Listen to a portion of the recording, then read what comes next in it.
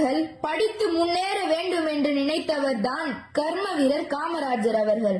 ஆனால் வரும் தலைமுறைகளை குடிக்க வைத்து அழிக்க வேண்டும் என்று நினைப்பவர்கள் தான் இந்த திராவிடத்தை சேர்ந்தவர்கள்.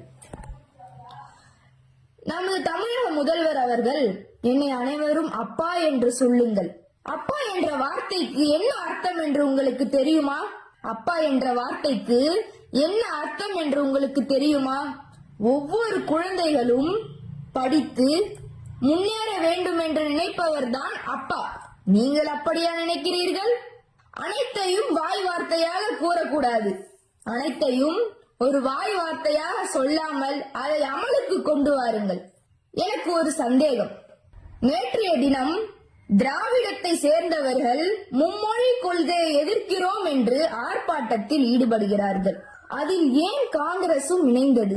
முதலில் ஹிந்தி வேண்டும் என்று சொன்னதே காங்கிரஸை சேர்ந்தவர்கள்தான்.